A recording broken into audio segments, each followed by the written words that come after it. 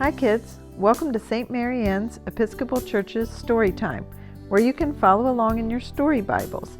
Simply listen for the title and the page number. I hope you enjoyed this special Bible story time. Hi kids, welcome back to another story time. Today I have Jesus with me, and he's going to help me tell the story The Sun Stopped Shining on page 302. So you're a king, are you? The Roman soldiers jeered. Then you'll need a crown and a robe. They gave Jesus a crown made out of thorns and put a purple robe on him and pretended to bow down to him. Your Majesty, they said. Then they whipped him and spat on him. They didn't understand that this was the Prince of Life, the King of heaven and earth, who had come to rescue them. The soldiers made him a sign, "Our King," and nailed it to a wooden cross. They walked up a hill outside the city. Jesus carried the cross on his back.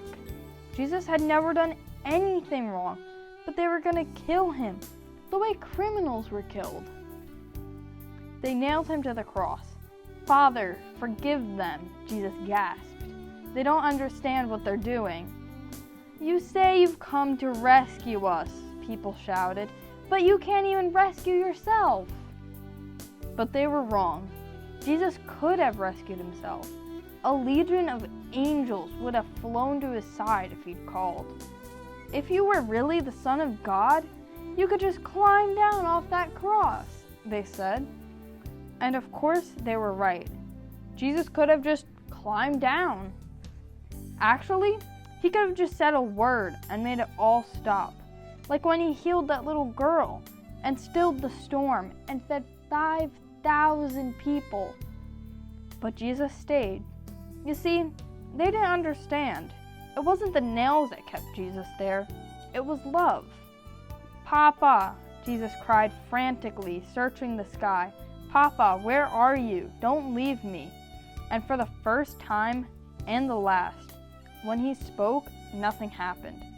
Just a horrible, endless silence. God didn't answer.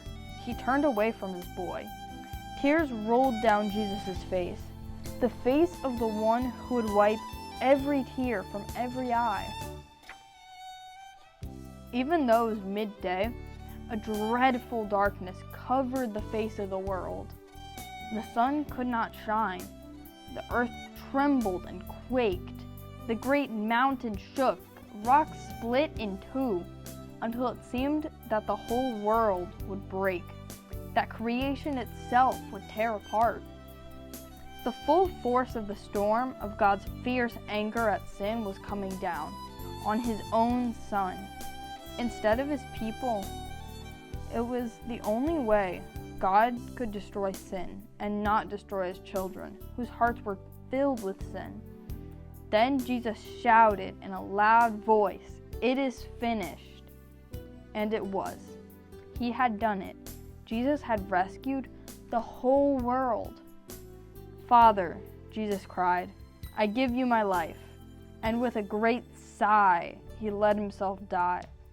Strange clouds and shadows filled the sky, purple, orange, black, like a bruise. Jesus' friends gently carried Jesus. They laid Jesus in a new tomb carved out of rock. How could Jesus die? What had gone wrong? What did it mean?